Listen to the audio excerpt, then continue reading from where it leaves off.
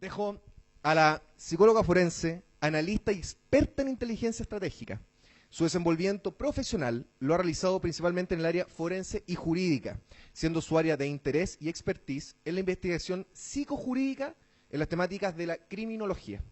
Presentamos los peligros de la educación sexual, cambiamos, es el análisis politológico de la ESI por Margarita Rojo. Un tremendo aplauso.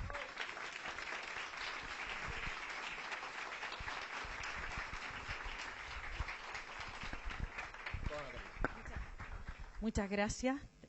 Buenas tardes a todos y a todos, ¿no? Ya, la palabra todos involucra a todos sin necesidad de que estemos diciendo todas, todos, todes, tidis, no sé, todo lo que ustedes quieran, porque en realidad eso es una falacia pretender de que eso va a individualizar a alguien, todo lo contrario, va a deconstruir porque no nos cabrían tantas formas de nombrar a alguien, por lo tanto esa persona va perdiendo su identidad y al perder la identidad se saca el significado para sacarle el significante. El significante es a quién es, ¿no? Entonces por eso es una trampa. Vamos a hablar de eso, vamos a hablar del binario, no binario, vamos a hablar de conceptos que a lo mejor entre ustedes están bien conocidos, ¿no? Y bueno, espero que estaba saludando a Juan Cristóbal Demian, ¿no? Bueno, vamos a tratar, espero que tenga bastante tiempo, porque en realidad son muchas cosas que hay que hablar. A ver, quería preguntarles a ustedes si ustedes conocen la ESI, Educación Sexual Integral. Algo conocen. ¿Quién no conoce nada de la ESI? Así que me digan, no, yo no conozco nada. Perfecto, tiene idea. Acá tengo otra persona. Algunos tienen nociones generales, ¿cierto? Bueno, miren, yo realicé un análisis de proceso. De hecho, este es el análisis que presenté en el Congreso en el año 2020. El análisis de proceso es un análisis de inteligencia, porque la inteligencia estratégica lo que hace es estudiar los posibles escenarios que se van a dar dependiendo, ¿no?, del proceso que se está generando. Entonces se toman muchas variables y en ese contexto tomamos la variable, porque en realidad lo que vamos a descubrir nosotros es que la ESI no tiene nada que ver con lo que dice, porque dice educación sexual integral. Y de hecho ahora le cambiaron nombre, se llama educación no sexista. Entonces, y le podemos encontrar varios nombres, pero en realidad lo que nosotros vamos a descubrir es que tiene un alto contenido de deseabilidad social, que eso fue lo que planteé, que significa que nadie se va a oponer. O sea, es muy difícil que alguien se oponga si le dicen que a su hijo lo van a educar, porque en realidad en el colegio que van los chicos a educarse. Por lo tanto, no ofreceríamos resistencia, así como que no, sí. Encima me dicen sexual, en realidad me complica la sexualidad, claro, es bueno que los profesores, porque nosotros les damos nivel de autoridad, ¿no? Entonces como que confiamos, y más encima nos agregan la palabra integral. Nos imaginamos muchas cosas con la palabra integral, o sea, algunos dirán, bueno, nos van a incluir las personas como la espiritualidad, nos van a incluir a lo mejor, no sé, que se considera el ser humano lo social, o sea, nos pasamos un montón de imágenes en nuestro cerebro y empezamos a darle un sentido, ¿no? Entonces, por lo tanto, la resistencia que vamos a ofrecer frente a este nombre va a ser muy poco. Entonces van a ser pocas las personas.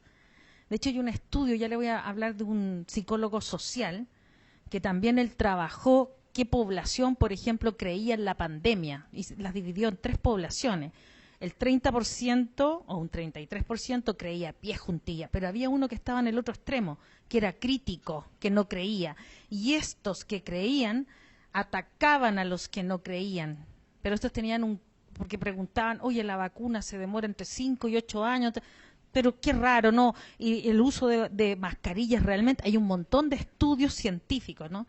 Pero ahí se empezó a dar esto, vamos a ver que lo descubrió. Y ese psicólogo social, lo que ocurrió con ese psicólogo social, que en su universidad fue cuestionado y no fue valorado en su estudio. Entonces vamos a ver que además esta situación en la que estoy yo ahora también es compleja, porque muchos profesionales y personas del mundo de la ciencia no se atreven a hablar estos temas porque hay un grupo, ¿no?, que va a sancionar o va a, de alguna manera, a funar o a prohibirle que esa persona hable desde la ciencia. Eso ocurrió con los endocrinólogos que presentaron trabajos cuando se discutió la ley de identidad de género. Una doctora erudita en Chile no quiso nunca más volver a hablar porque la funaron, le mandaron insultos, y esas personas no están acostumbradas, esos son ratones de bibliotecas, siempre están estudiando, entonces no se exponen a eso. Entonces, ¿qué quiso esa doctora? Retrotraerse. No quiso. Y muchas de las personas que podrían opinar, no opinan, dado este grupo, ¿no?, que les estoy contando. Les voy a dar el nombre del autor para que lo revisen, es muy interesante. Y de hecho hay un podcast que hizo un colega, un psicólogo, donde explica esto, que es muy interesante para que lo entiendan, ¿no?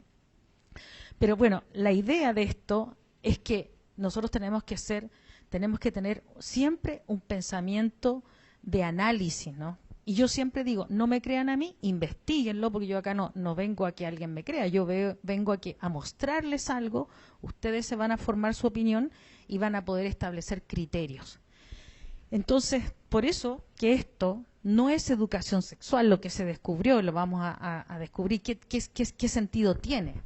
Y el problema no es la educación sexual, ni tampoco es la sexualidad, porque la sexualidad es un componente normal y natural en todo ser humano, que tiene una dimensión objetiva, que es corporal y material, y una dimensión subjetiva, que es espiritual y que hace trascender al ser humano, porque tiene que ver con la experiencia de amor y de sentirse con alguien, completarse.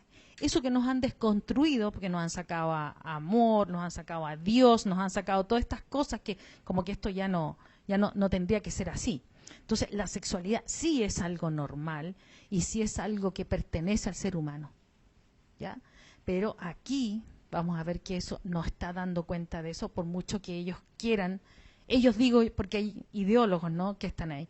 Entonces, la siguiente, lo primero que voy a empezar, antes de que hable yo, quiero exhibir un video que probablemente algunos lo hayan visto, pero igual le voy a dar un tiempo para que ustedes vayan digiriendo. Este es un reportaje que se hizo en Estados Unidos, ¿ya?, que lo hicieron personas que están preocupadas, porque esto no solo está ocurriendo en nuestro país, en algunos estados de Estados Unidos, en Canadá, en España, en Argentina, y hemos visto que han ido en algunos lugares y los resultados han sido no positivos.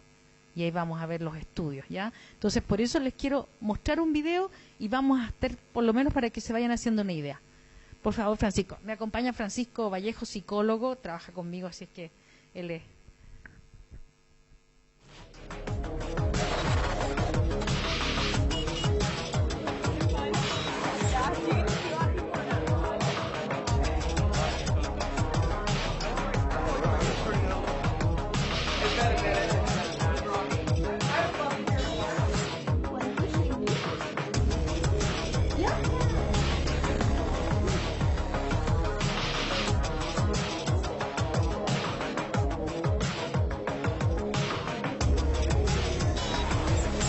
Esto no es tan complicado.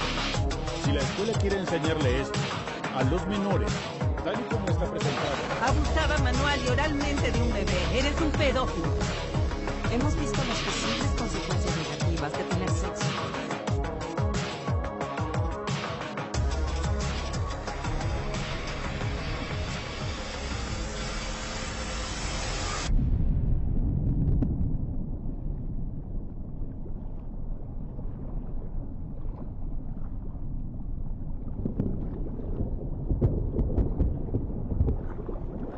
Les haré una pregunta. ¿Qué es lo que harían si les dijera que su hijo está siendo abusado sexualmente? ¿Llamarían a la policía? ¿Demandarían que se levantaran cargos contra su abusador? ¿Y qué es lo que harían si les dijera que no solo son abusados sexualmente, sino que les muestran pornografía para incentivarlos a realizar actos sexuales? ¿Y qué si los incentivaran a actividades homosexuales? si los incentivaran a sexo con pedófilos? ¿No los mantendrían alejados de esa gente y los lugares donde ocurren esas cosas lo más posible? Una última pregunta. ¿Y si les dijera que todas estas cosas les suceden a sus hijos en los salones de sus escuelas? ¿Cuesta creerlo? Claro que sí. Nadie quiere creer que sus hijos son acosados. Nadie quiere creer que no haya más que buenas intenciones en todo lo que les enseñan a nuestros hijos en la escuela. Debe ser un error, un malentendido. Quizás solo sea una gran exageración. O tal vez no. Es más, quizás el hecho de que sea cierto es lo que nos hace resistirnos a todo lo que ha estado enfrente nuestro por décadas. Tal vez generaciones. Quizás no es que no creamos que suceda. Tal vez no queremos reconocerlo porque, si lo hacemos, habrá que hallar una solución. Quizás hacer eso es lo que nos da miedo.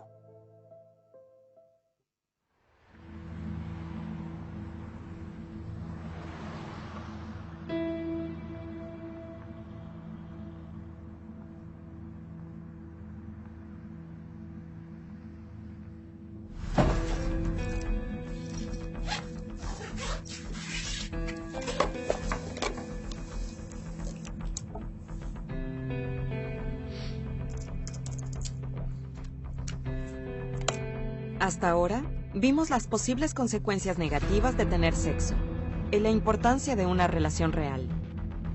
Lo cierto es que la mayoría de los estudiantes de secundaria no tienen sexo, pero en algún punto de sus vidas se sienten listos para tenerlo. Es una gran decisión, una muy grande. Cuando una pareja tomó la decisión de tener sexo, sea vaginal, anal u oral, deben saber protegerse de enfermedades de transmisión sexual y embarazos. Una forma de tener sexo responsable es usar condones. Los condones están hechos a partir de látex, poliuretano o plástico. Tienen forma de globos largos y se ponen sobre el pene antes del sexo. Si se usa correctamente y si se los utiliza cada vez, reduce las chances de un embarazo y de contraer enfermedades. Pero no se reducirán si no son utilizados. Como todas las cosas nuevas, es bueno practicar hasta que la persona confíe en que sabe usar un condón correctamente. Si tienes la oportunidad de ver el plan de estudios de educación sexual integral, verás que tienen objetivos. Tienen los objetivos que ellos escriben, y luego los objetivos generales detrás de toda la ideología de la educación sexual integral. Su objetivo es aumentar el uso de condones. Y que la gente los use constantemente, incluyendo niños. Eso implica que les enseñarán cómo usar condones, les enseñan sobre las ETS, cómo se transmiten, hacerse pruebas. Pero también se trata de cómo convencer a tu pareja sexual para que use ese condón. O sea, que normalizan e incentivan la discusión sobre el uso de los condones y lubricantes, para que la pareja los use. Así que ya no solamente se trata sobre el aspecto biológico, sino también de enseñar a los niños, como a los jóvenes, aunque ahora quiero concentrarme en los niños, sobre actividades sexuales, asumiendo que tendrán sexo desde jóvenes. Les muestran diferentes formas de actos sexuales y cómo erotizar el uso de condones con su pareja, para luego hacerse pruebas y abortos. Todo eso se hace en nombre de la salud. Lo que pasa en realidad, la ideología detrás de esto, es que quieren sexualizar a los niños. Incentivan a los niños a tener sexo. Mónica Klein fundó Falta una Familia, una ONG dedicada a restaurar el rol de los padres en la familia. Se desempeñó como educadora sexual durante 10 años. Trabajó primero con comunidades homosexuales y transexuales. Muy pronto se encontraría trabajando para Paternidad Planificada, yendo a las escuelas como una maestra de educación sexual. Pero no le dijeron que enseñe abstinencia. La entrenaron para enseñarles cómo tener sexo, realizarse exámenes y a dónde ir para el inevitable aborto. Para resumir lo que era trabajar en esa industria, hablábamos de sexo hasta en el almuerzo. Nos volvimos muy insensibles a ese tema. Cuando comencé, ellos me dieron mi entrenamiento de ETS. Me recomendaron aprender cómo compartir ese mensaje con los niños y me dijeron que hablara con paternidad planificada. Estaban justo frente a la esquina, así que me enviaron a su oficina, donde estaba la directora de educación sexual de la región de Austin, y me entrenó para enseñarle el mensaje a los niños. Era una mujer de la comunidad. Se notaba que todos confiaban mucho en ella. Era alguien mayor. Parecía ser una abuelita muy dulce, siendo honesta. Luego ella se sentó conmigo y me explicó por qué era tan importante hablar con los niños. Me contó que había niñas de hasta 10 años yendo a la clínica para abortar.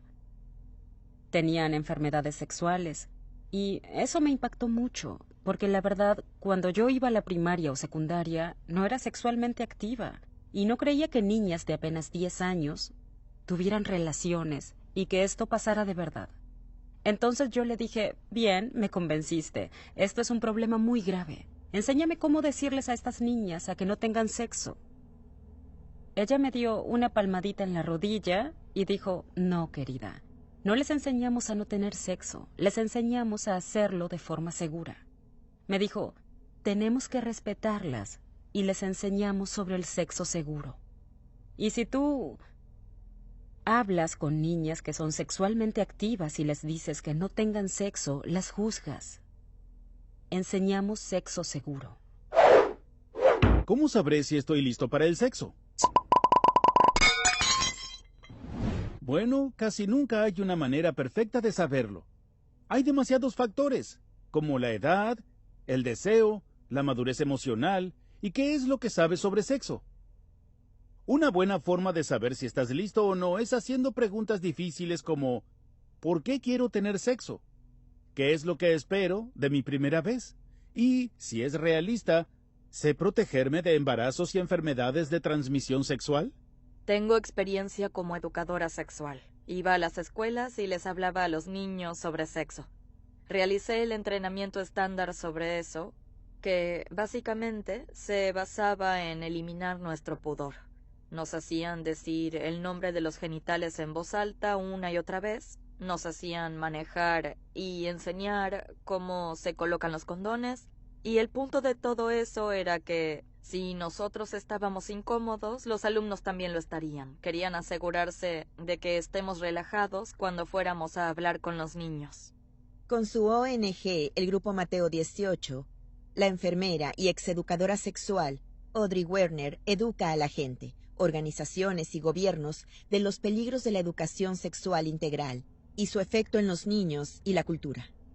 Por décadas advirtió del rápido cambio de doctrina y enfoque de los defensores de la educación sexual integral en cada nivel.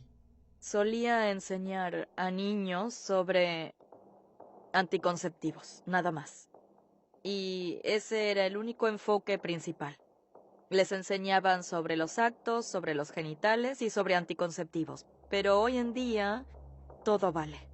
Les enseñan a los niños de sexo con adultos y aprenden sobre transexuales. Los niños son muy susceptibles y se dejan influenciar por este tipo de cosas. Los están adoctrinando y ahora todo vale. Ese era el mantra de Alfred Kinsey, todo vale. Él creía que un niño podía tener sexo con un adulto, que no tenía nada de malo. Dicen, los niños son sexuales desde que nacen, que merecen y tienen el derecho a ser sexualmente activos y a buscar placer sexual. Y si alguien llega a prohibírselos, los están juzgando y oprimiendo. ¿De verdad creen, como dice su literatura, que los niños tienen derechos sexuales?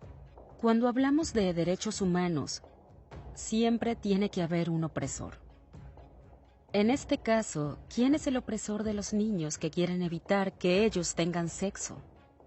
¿Quién en todo el mundo previene que los niños tengan relaciones sexuales y que se mantengan a salvo? Los padres.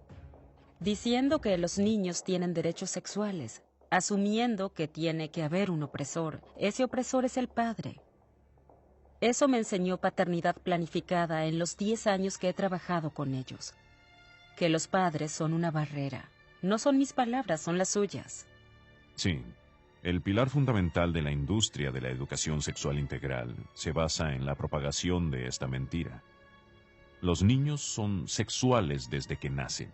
Pero, entonces, ¿de dónde nació esta noción de la sexualidad infantil?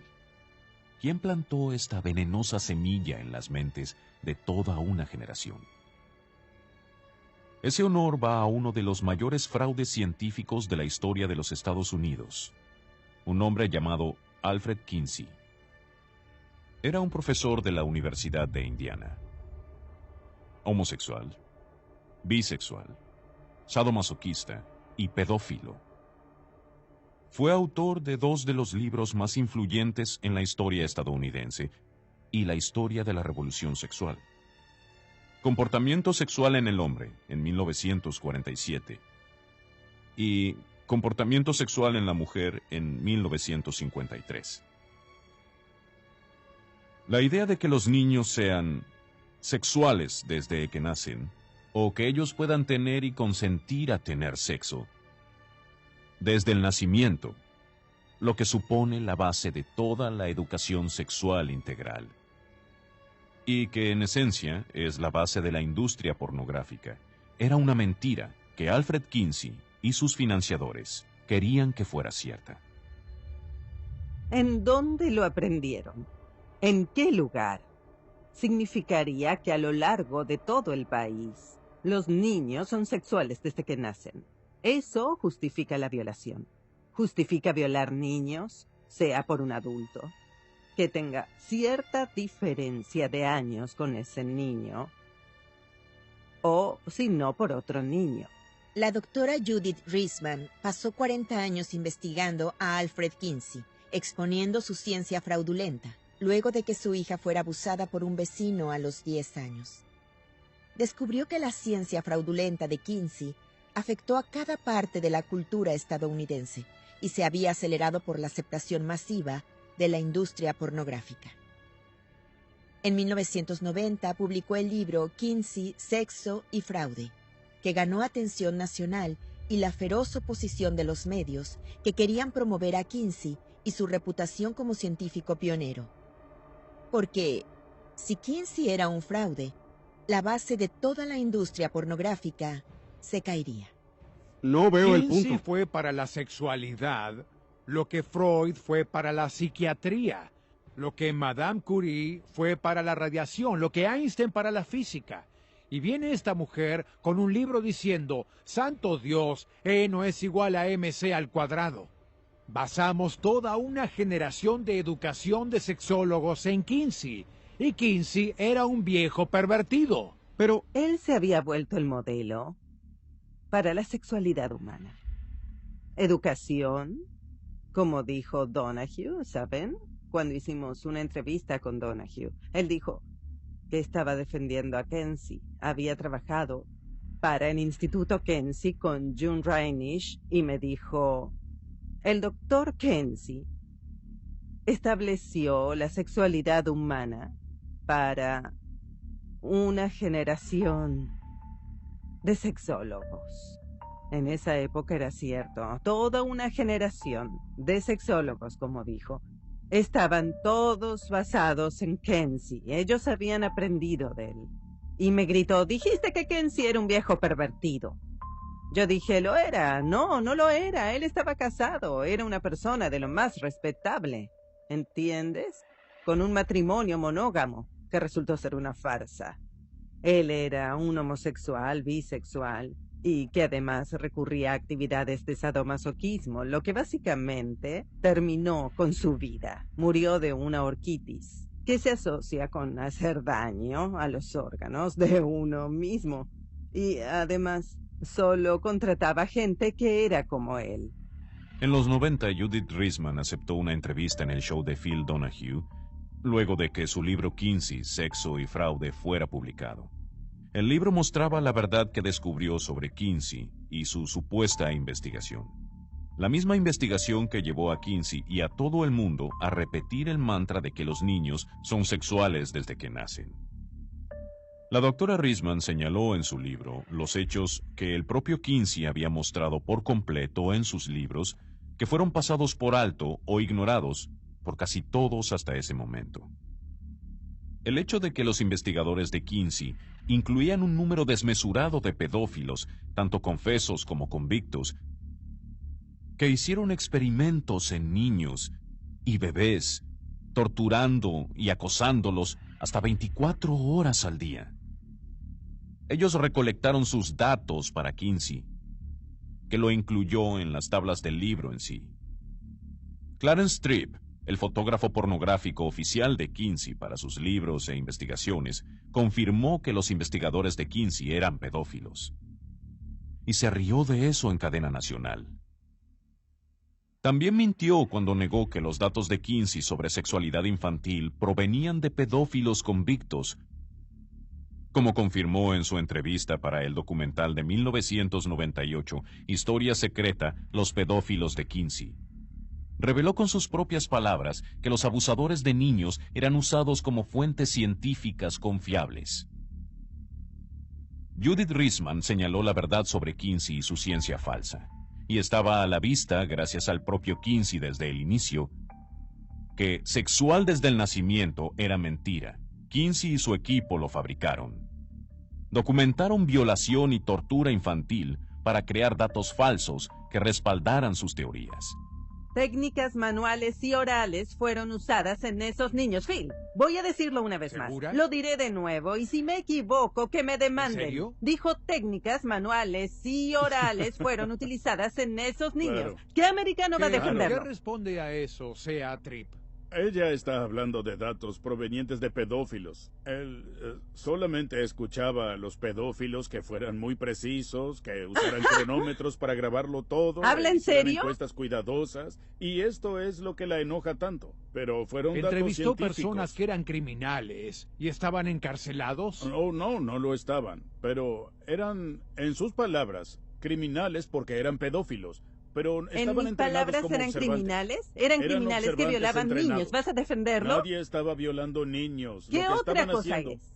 Abusaba manual y oralmente de un bebé y tú eres un pedófilo. Todo lo que había que hacer era poner en la pantalla o mostrar en el libro las tablas 30, 31, 32, 33 y 34 del libro de Kinsey. Comportamiento sexual en el hombre.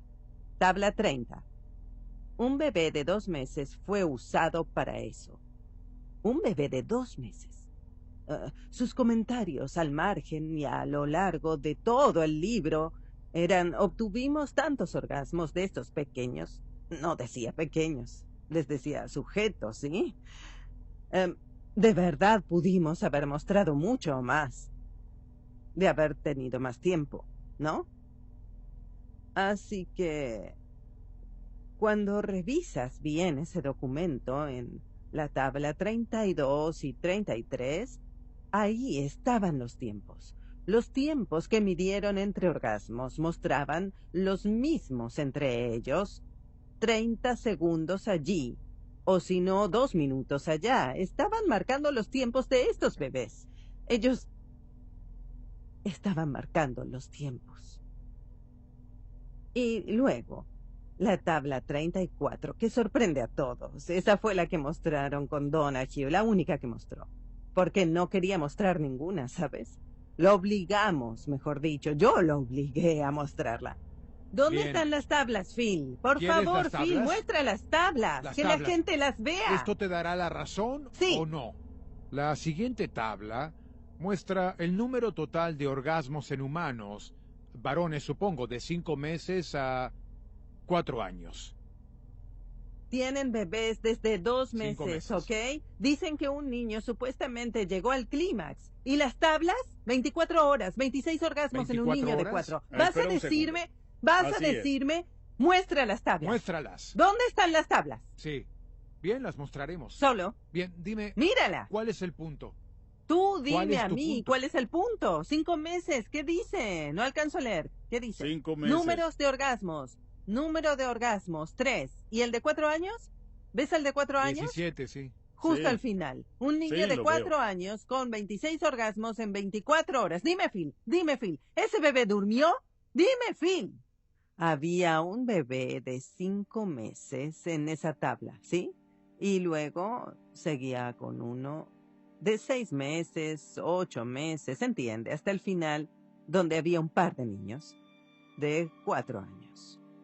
Un niño que tuvo, según el libro, dijo que tuvo 26 orgasmos en 24 horas.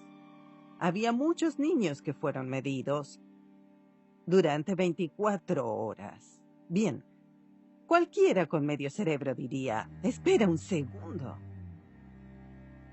No puedes.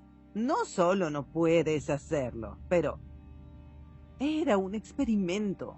Los estaban manteniendo despiertos, estaban siendo torturados. Los torturaban. Claro, todos estaban siendo torturados. Todos tenían varios niveles de trauma. Él era un pedófilo sadomasoquista y falsificó sus estudios para hacer creer que era perfectamente normal el violar niños, que eran sexuales desde que nacen, así que estaba bien tener sexo con ellos. Él quería que esa fuera la verdad, por eso mintió.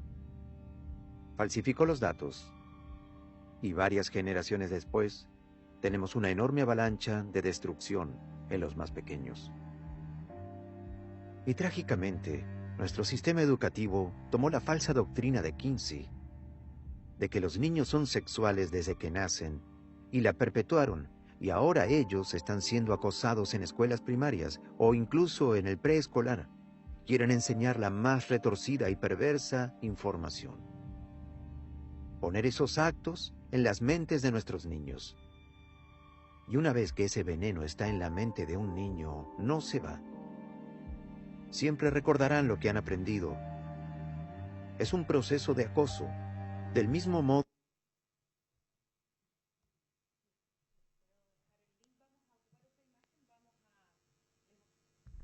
Les voy a dejar el link para que puedan verla, dura casi 2 horas. Es un reportaje, la verdad es que quería que lo vieran. No sé si alguno de ustedes lo había visto este reportaje. Algunos ya lo habían visto. Entonces, ¿por qué? Porque esta es la evidencia, no es que lo diga yo. O sea, hay evidencia de que esta situación se está dando en la sociedad, ¿ya? Y entonces aquí, ¿cómo se ha manipulado?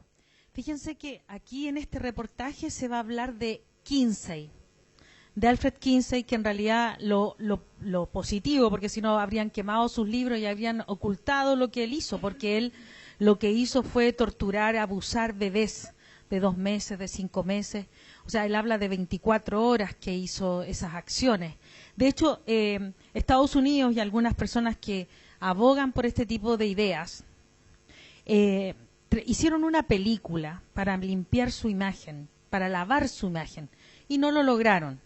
¿Ya? Esa doctora que es muy valiente, Judith Reisman, ella fue una de las personas que desenmascaró lo que estaba haciendo él.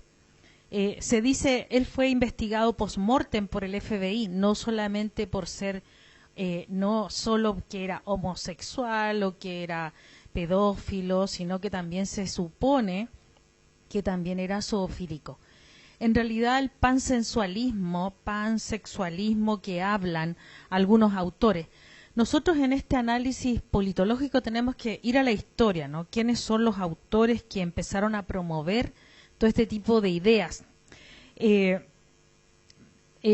creo que, dejémoslas ahí nomás.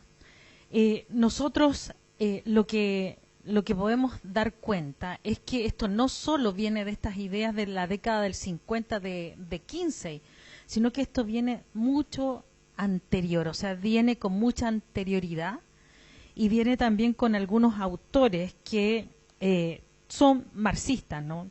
Tenemos, hay muchas críticas que dicen que en realidad Foucault no habló de esto, él habló en su libro de la sexualidad, y les voy a dar los títulos, en donde él habló claramente de esto. Herbert Marcuse también decía que la represión es lo que no deja a los niños tener sexo. En realidad, según Foucault, la represión de las relaciones sexuales también era, por ejemplo, el matrimonio. ustedes se van a encontrar con estos autores que van a criticar, pero muchísimo, toda la sociedad como la concebimos ahora, es decir, la célula de la sociedad es la familia. Entonces, cuando ellos, para hacer el cambio cultural, y de hecho usan a Gramsci, a lo mejor ya lo hablaron, no sé si, que no, en la mañana no estuve, así es que no sé si Juan Cristóbal les habló, pero igual voy ahí a hablar un poco, no sé si hablaron de Gramsci, pero Gramsci claramente, cuando él decía que para cambiar la sociedad hay que cambiar la cultura, y a ustedes les han dicho hace 30 años, le están diciendo vamos por un cambio cultural, lo que buscamos eso es un cambio cultural. El cambio cultural, nadie ha explicitado cuál es ese famoso cambio cultural. Y el cambio cultural es cambiar la cultura, po. Y Gramsci, como dijo ya, esto no es la guerra del obrero oprimido, ¿no? Y con el jefe, ¿no? El sujeto empresario que oprime, ¿no? Sino que era obviamente había esa situación, si no hubiese habido la Revolución Francesa, ¿no? Porque efectivamente era un abuso, un uso y abuso. Pero hay que buscarle la dirección hacia dónde va. Entonces, cuando dejaron de vender, además el comunismo es muy antiguo, pero cuando surge Marx, ustedes saben que Marx no trabajaba, ¿cierto? No trabajaba y se casó con una persona adinerada, lo que he escuchado yo, que además parece que hasta la dejó en la ruina, ¿no? No trabajaba.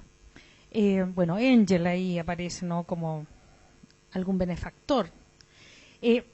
Nosotros, cuando ya no ocurre esta opresión, ¿no? Ya no vendía esa idea, porque en realidad el obrero se puso a trabajar, tenía derechos y ya en realidad tenía casa y se compraba las cosas, y alguien que pudiera, ¿no? Porque surge también el capitalismo perverso, ¿no? Que permitió a algunas personas surgir, a otros aprovecharse, etcétera. Resulta que ahí Gramsci, cuando estaba en la cárcel, ¿cierto?, escribió sus cuadernos. Una de las cosas que descubrió era que en realidad lo que había que hacer era hacer el cambio cultural, y que para cambiar la sociedad hay que hacer el cambio de la cultura. Si no, ¿por qué ustedes creen que estamos invadidos por Netflix, por Hollywood, por los actores, por los libros, por los cantantes? Si no, pregúntense por qué una cantante chilena, ¿cierto?, se vistió de tal manera, hizo tal cosa. Ellos están haciendo modelos, y los modelos modelan. ¿Y qué hacen los modelos? Pasan por las pasarelas y modelan. Y las personas hacen dos cosas, los imitan y los emulan. Y como están viendo, tú te haces una idea. Cuando ves idea, no es algo así como me hago una idea, se acabó. No, idea viene de Ideen e Idenein. Estoy aprendiendo, internalizando. Por eso que otro psicólogo social, Zimbardo, hizo un experimento de una cárcel artificial. Eligió a personas normales y cada uno desempeñó roles de gendarme y de preso. Y se comportaron como gendarmes y presos. Se deprimieron. Entonces, ¿qué pasa? Basta con que nosotros veamos para aprender un rol. Ni siquiera lo hemos desempeñado, no lo hemos llevado a la acción, pero eso, porque ver es una idea, y idea viene de Ideen e Idenein. Por lo tanto, cuando a alguien le dicen, bueno, estas imágenes no son aptas para niños, ¿no es cierto?, menores de edad, es verdad. Y más particularmente cuando son niños pequeños. Entonces, nosotros acá tenemos, ¿no?, este Gramsci que hizo esto dijo, bueno, vamos a cambiar la cultura. Por eso que entiendan que la cultura, y en este momento no hay contracultura, recién las personas están despertando, se están dando cuenta que algo ocurre con la cultura. ¿Y por qué los actores son todos progres? Porque vamos a hablar que son progresistas, ¿no? Que son deconstruccionistas. Muchos de ellos ganan rédito económico. De hecho, se les da premios Oscar a aquellos que aborden, ¿cierto?, la ideología de género. De ahí llegamos a la ideología. La ideología de género, que les voy a decir una cosa, si la ideología de género no es avalada sí o sí por el Estado, no existiría.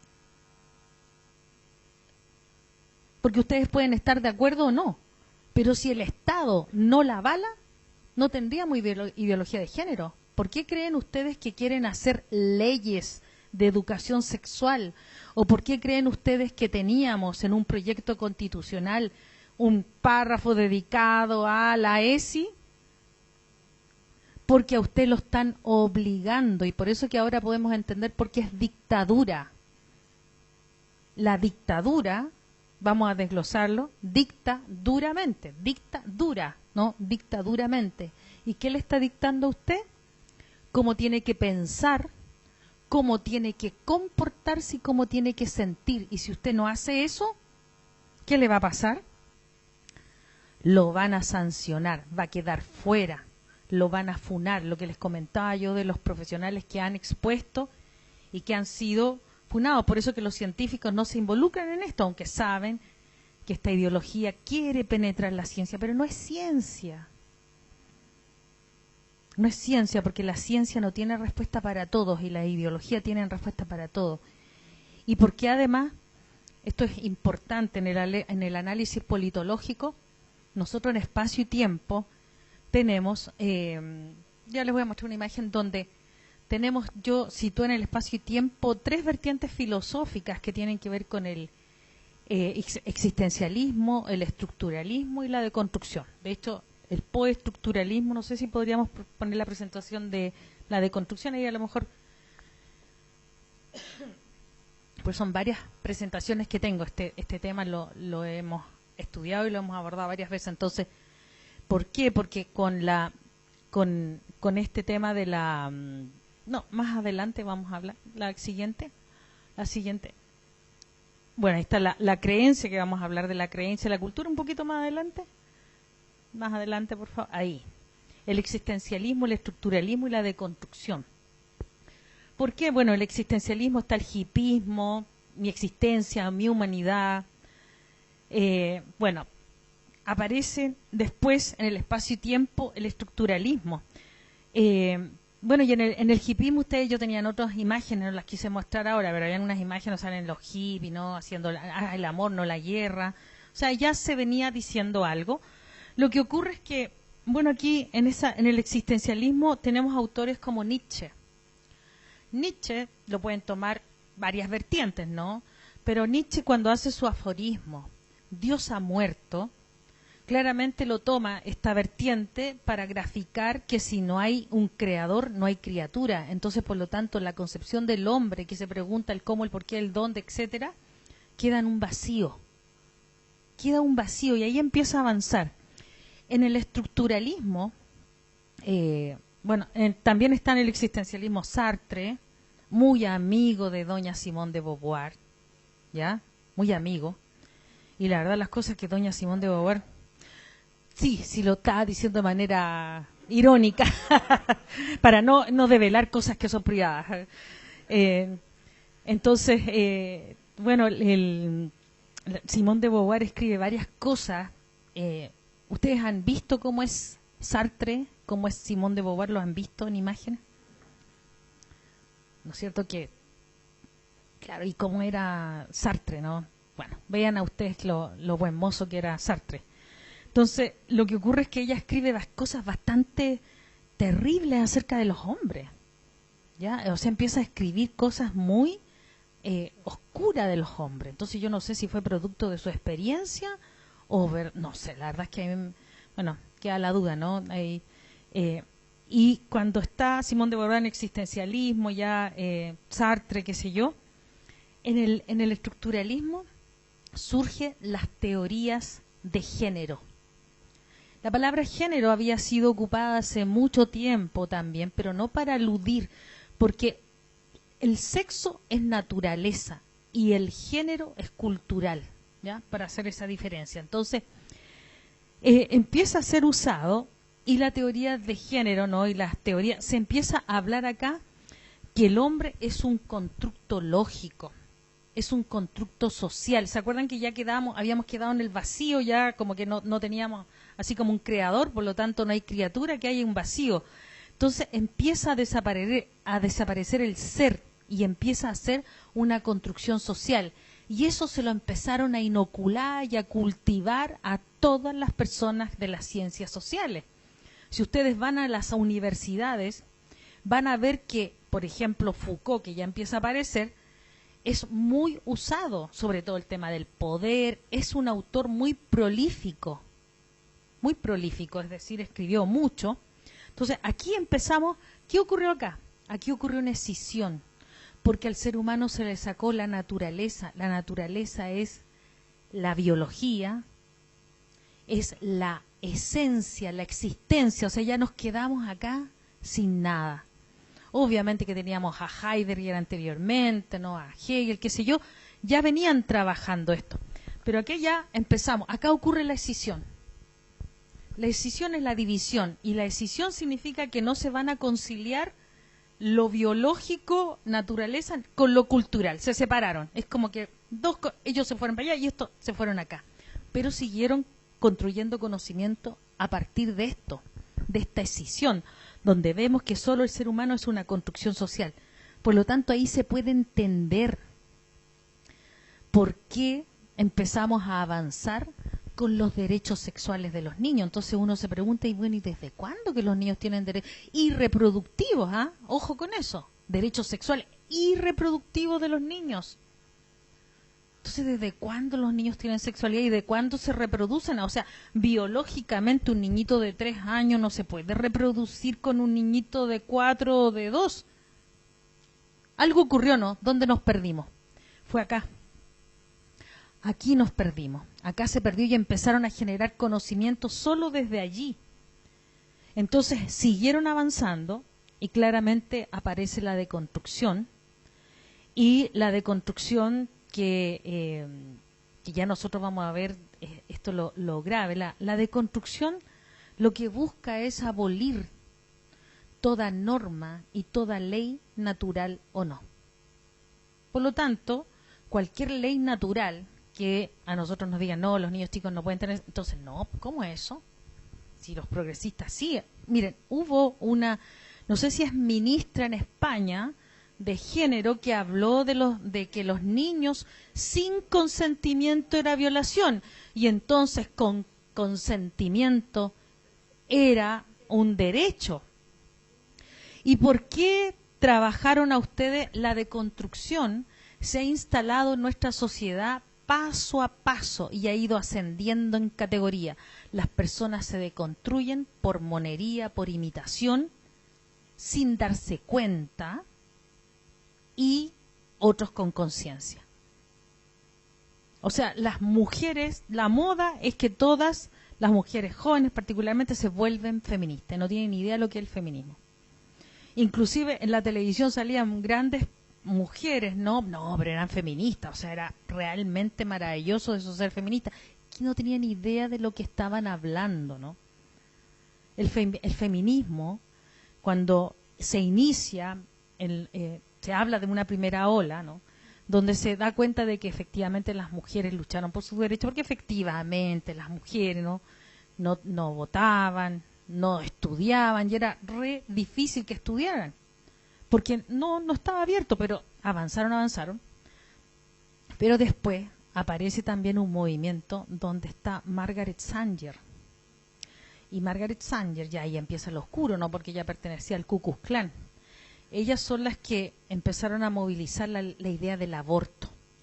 Nosotros vamos a ver que varios contenidos se empiezan a entrelazar.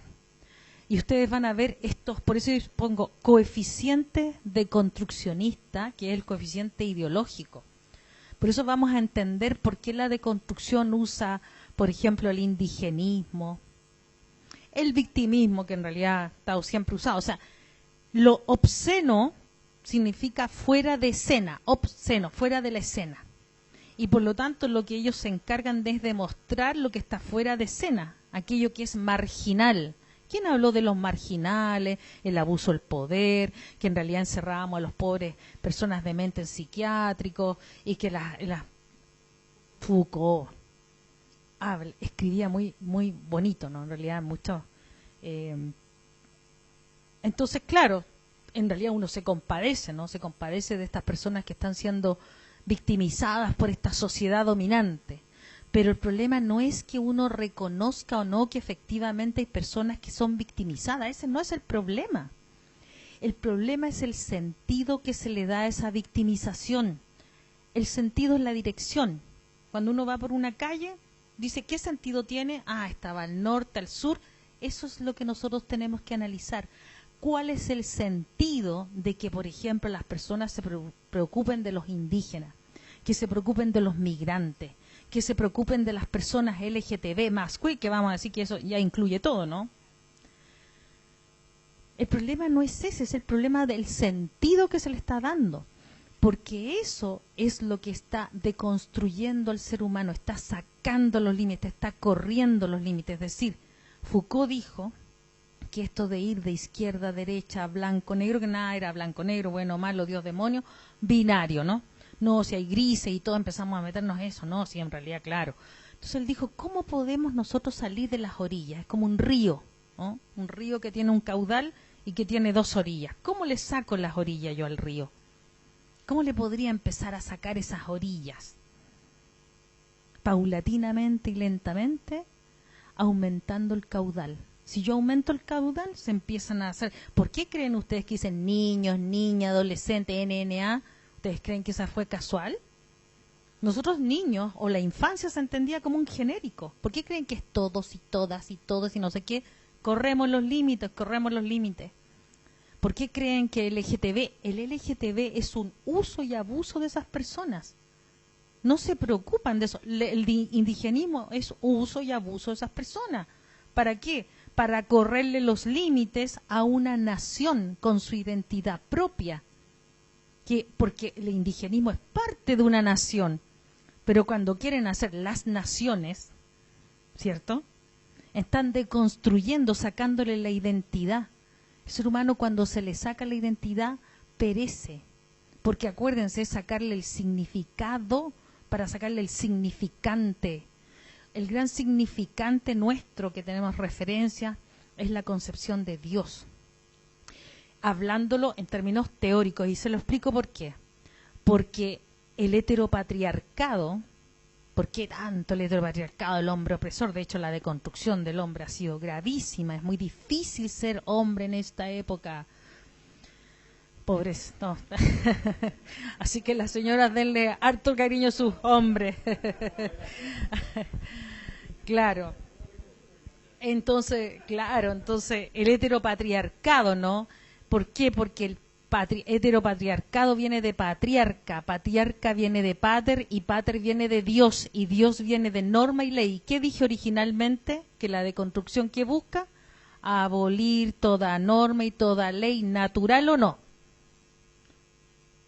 Hay leyes que son naturales, o sea, yo no puedo controlar la fuerza de gravedad. La verdad es que eso... Alguien, por ejemplo, que se autoperciba como Superman y se sube al piso 20 y se tira. O sea, ahí la ley natural dice que si se tira, lo más probable es que no sobreviva, ¿cierto? Claro. Entonces ese es el principio de realidad versus principio del placer. De hecho, ellos también pelearon con Freud, porque Freud fue uno de los teóricos más importantes de la época de la luz en nuestra humanidad. Está Albert Einstein, está Freud. Freud aportó con eso, con el principio de realidad y el principio de placer, porque el principio de realidad hizo que el ser humano sobreviviera, porque el principio de placer lo lleva a la muerte. O sea, una persona puede alucinar qué lindo el fuego, ahora a propósito de pirómanos, ¿no? Pero el principio de realidad dice que si te metes al fuego te quemas, no lo digo yo, o sea, es algo natural que ocurre. Bueno, entonces toda la deconstrucción, lo que va a hacer creerle a las personas es que esas leyes naturales no existen.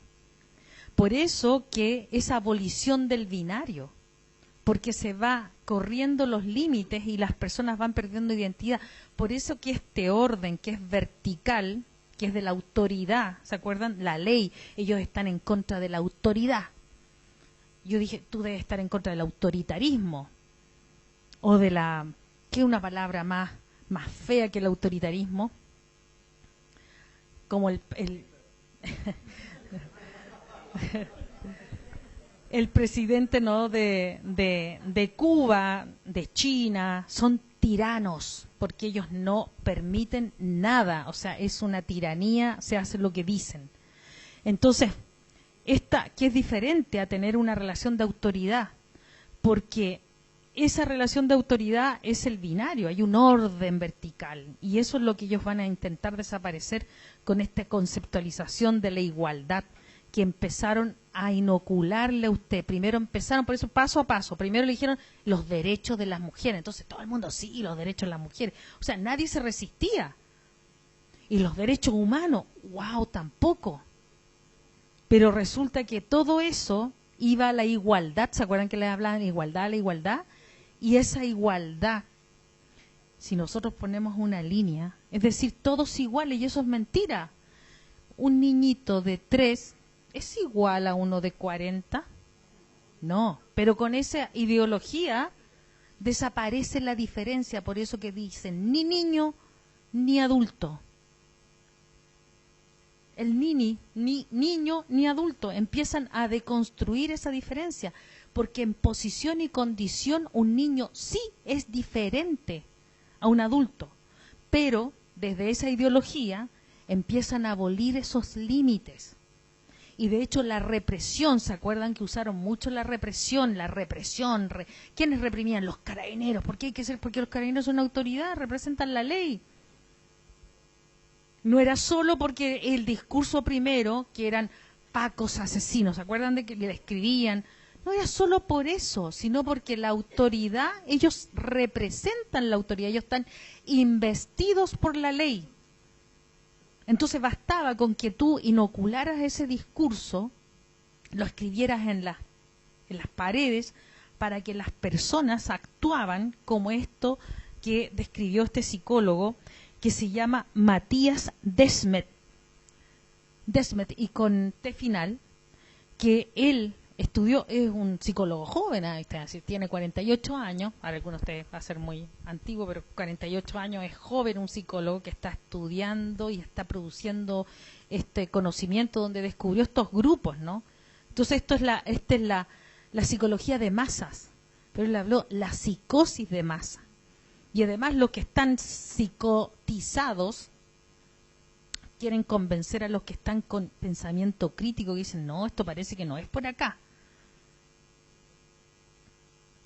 Entonces esto que estamos viendo, esta desaparición de lo binario, es tremendamente peligroso porque sí existe diferencia y como se deja de considerar la biología del ser humano. De hecho, devolvámonos un poquito más adelante, vamos a ver algunos, al principio, perdón, vamos un poquito más, ¿a qué?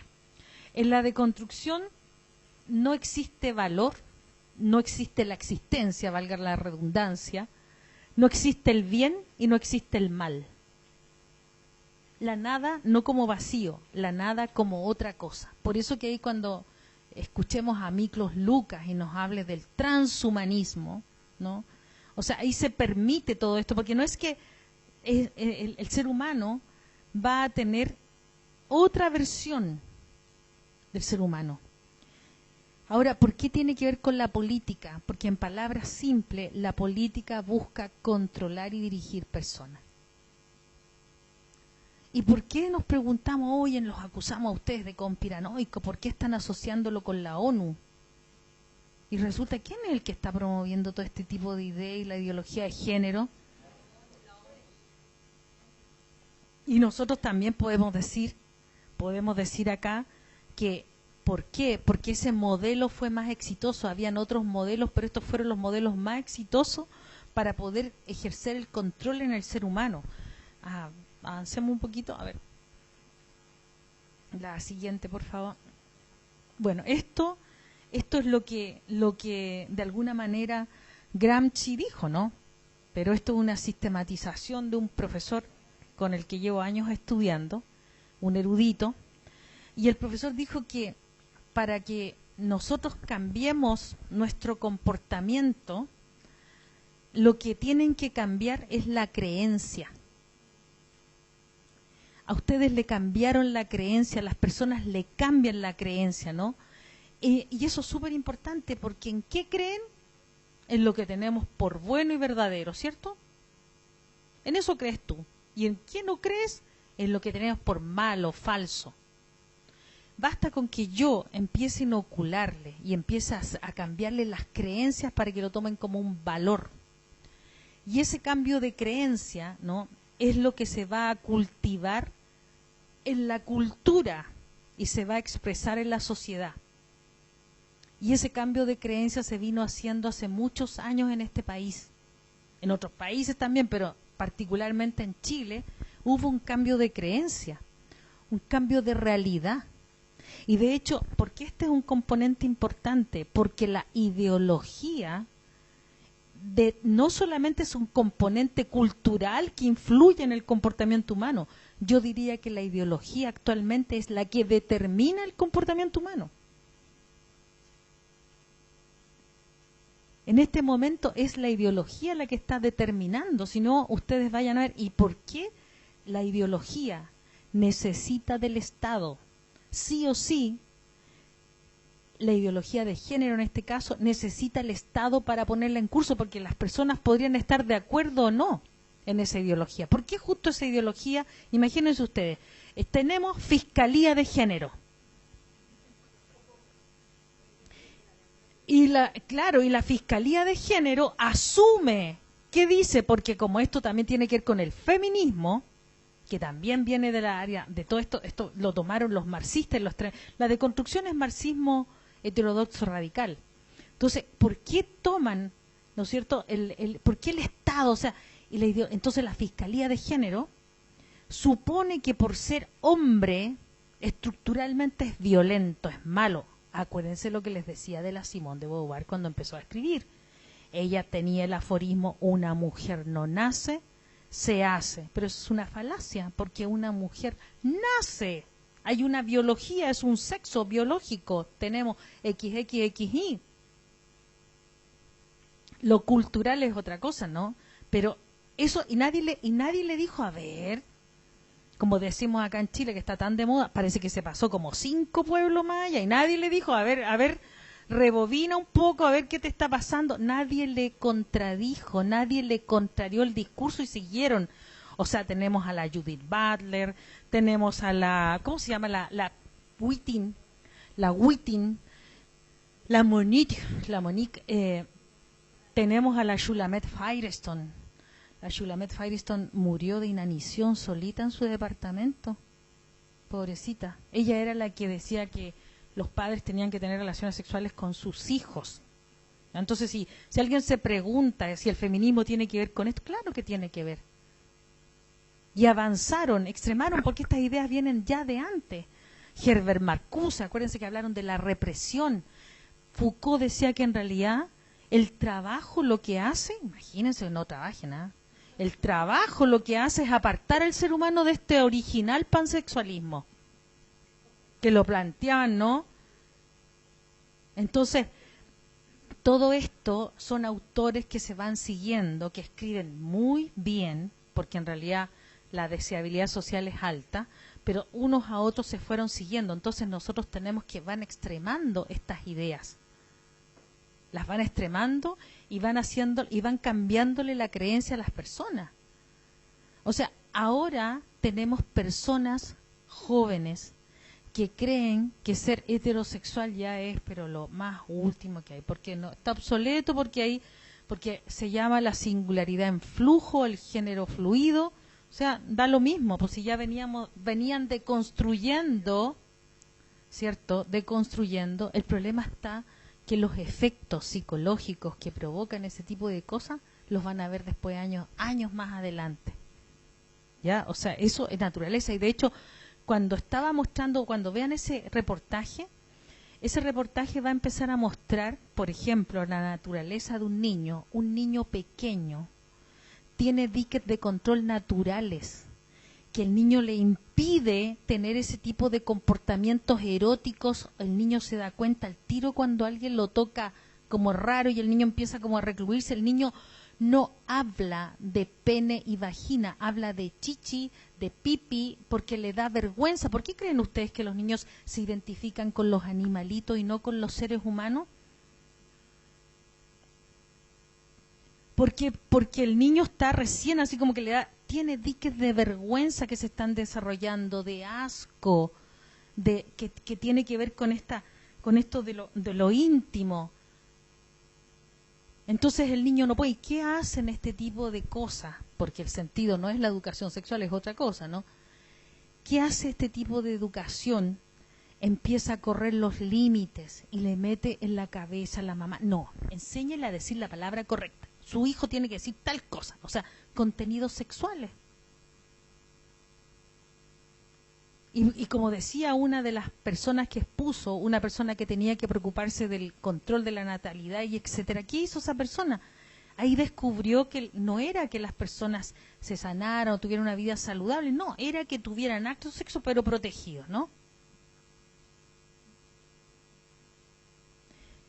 Eso es lo que moviliza, no sé si me dices si me pasé de la hora, tú me dices, 5 minutos más, ya.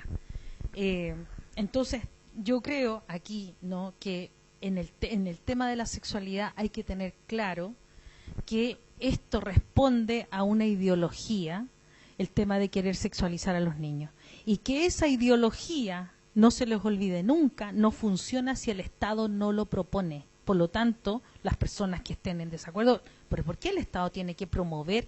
O sea, si el Estado no lo apoya, no funciona. ¿Y por qué está haciendo que el Estado que funcione? Porque es una dictadura, ustedes no se habían dado cuenta. Esa es la guerra ideológica que tenemos en este momento. Esa es la guerra ideológica. El adoctrinamiento, pero es dictadura. ¿Ya? Entonces, avancemos un poquito a ver si tenemos el otro. El contenido, la filosofía, dale nomás. Siguiente, por favor. Siguiente. El siguiente. La hegemonía. ¿No? Lo siguiente. No sé. Y eso. Yo creo que eso no hay más, ¿cierto? Bueno, en todo caso, la perversión, de hecho, el Kinsey era un perverso, ¿no? Ahora los perversos ya no son perversos, son diversidades. Miren, Kinsey, él dijo que aquel que calificaba un acto sexual como perverso, el perverso era él, no el acto. Lo que hace un psicópata es siempre darle vuelta el discurso a las personas. ¿No? Ustedes si están viendo algo que es negativo, no, ustedes son los malos porque eso no es negativo, les van a mentir. Entonces, eso es muy psicopático. De hecho, la deconstrucción, como no tiene norma, ni regla, ni ley, le saca la esencia de la existencia, es bastante psicopático, ¿no? La no consideración. Bueno, eso hasta aquí yo creo que abordé, así es que acá termino, ¿ya?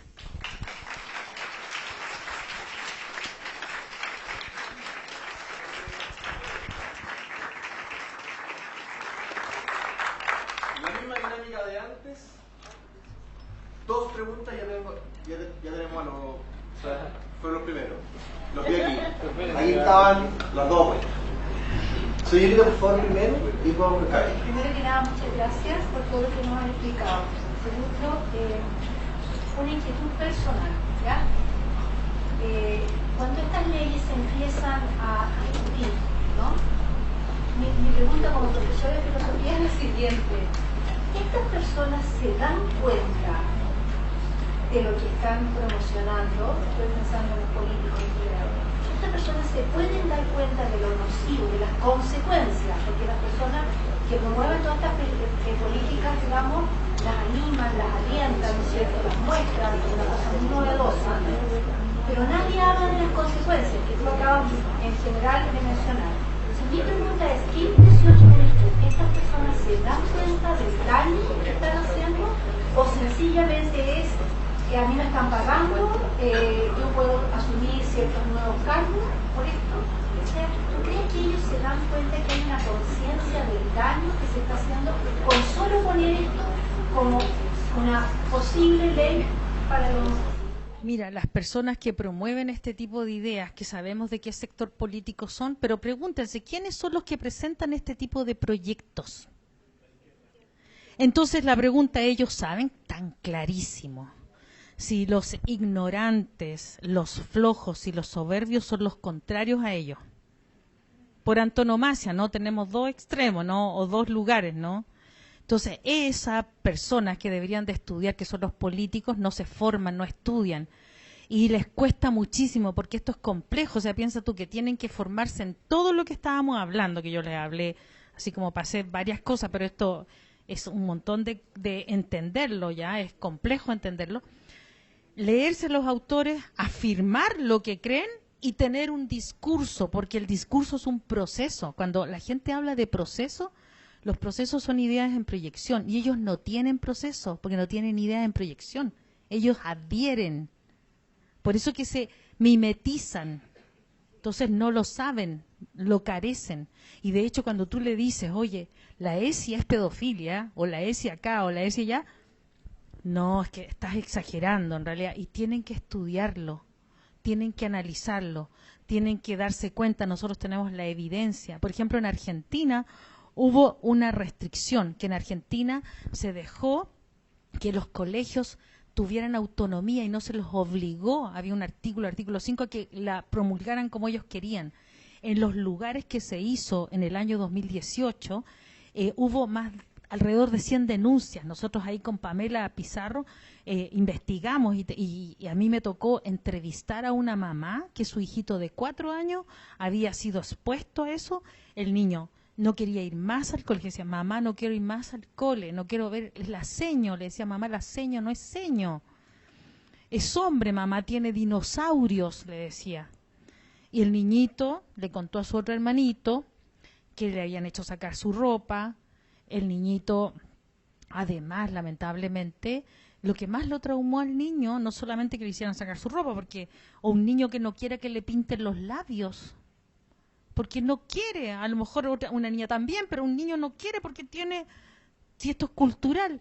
Y ese niñito, lo que contó la mamá fue que la seño, que no era seño, lo obligó a orinarlo en la cara. Y eso fue para él muy traumático. Y entonces habían algunas, ¿me entiendes? Entonces, es una realidad, sí, y se ocupó en eso. Entonces, como están defendiéndose, están tratando de no hacerlo, de no mostrarlo. Pero sí lo saben, eso está claro. Y de hecho, mira, hay unos manuales donde dice que la masturbación es de los 2 hasta los 9 años. A partir de los 10 ya pueden tener juegos sexuales, es decir, presexuales, prerelaciones sexuales. Lo que se busca con esto es abolir la infancia, pues. No va a existir infancia. Y eso es lo que entonces nosotros estamos levantando la voz. O sea, ustedes verán si me creen o no, lo investigan. Eso. Alguien de aquí allá. Hola, oye, una consulta. ¿Cuál crees tú que pueden ser las razones por las cuales todas estas nuevas creencias o tendencias han sido adoptadas por la sociedad? ¿Por dónde va? ¿Cuál es lo atractivo de esto y de no seguir creyendo, confiando en lo que está establecido? ¿Cuál piensas tú que puede ser la razón?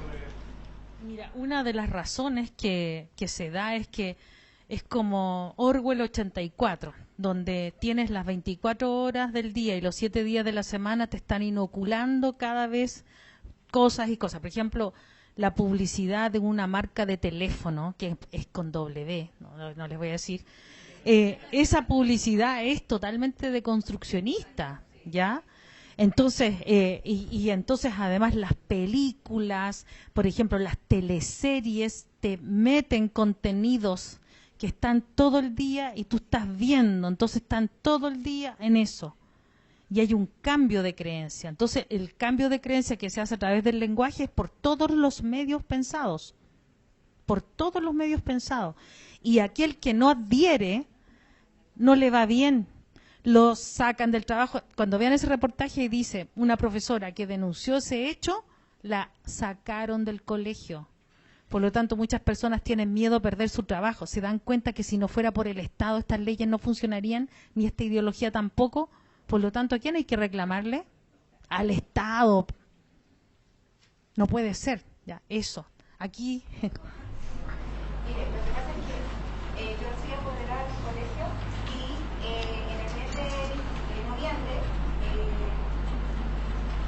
dieron charlas a los padres, no a los niños, ¿ya?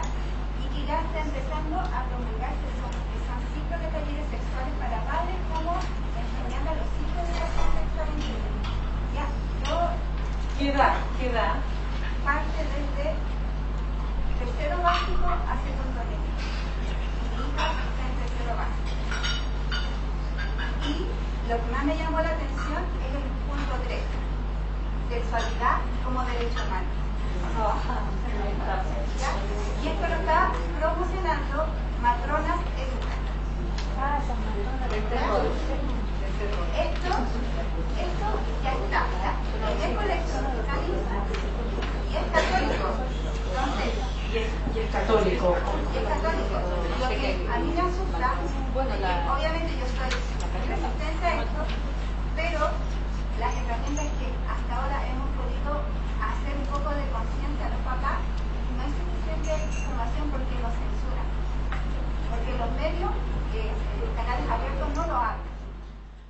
Bueno, léanse al Matías Deschmet, que de hecho lo pueden encontrar. Hay un podcast que hizo Contra Cultura, que Roberto, no me acuerdo su apellido, García lo citó para que vean cómo funciona esto de las masas, pero además ahí la Pamela nos puede aclarar también, porque entiendo que los niños de educación básica tú no los puedes obligar, el colegio no los puede obligar a recibir educación que tú como mamá y como papá no quieres que reciba.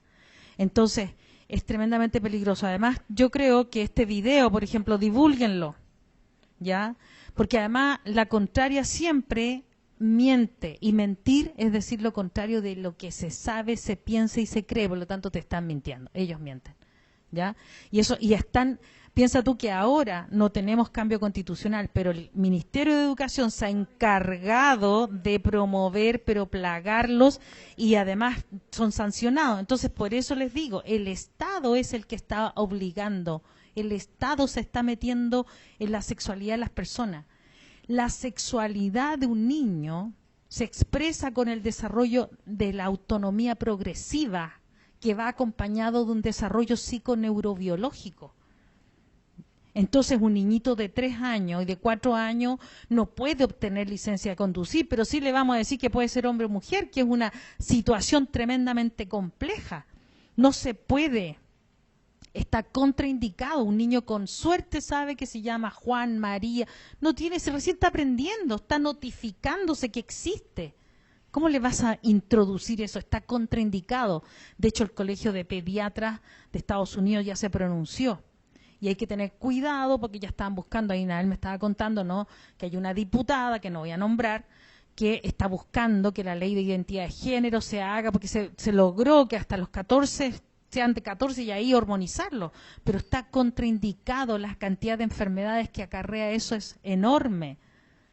Todo eso es antinaturaleza y es anticientífico. Y entonces tenemos que atrevernos a estudiar, a discutir, a debatir, ¿ya? Y llevar esos estudios, esos videos. Bueno, ahí vamos a ver las masas, cómo se cohesionan.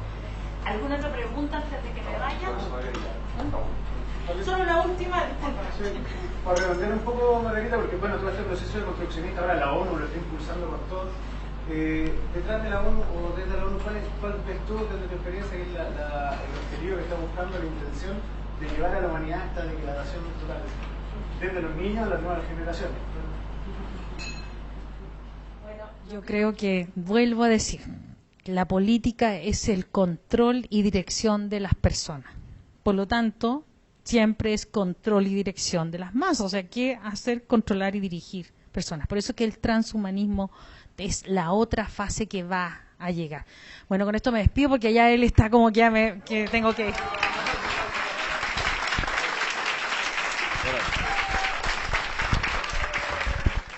Bueno, muchísimas gracias, Margarita. Tenemos acá un vino de regalo por parte de todos los encargados. Muchísimas gracias por la presentación.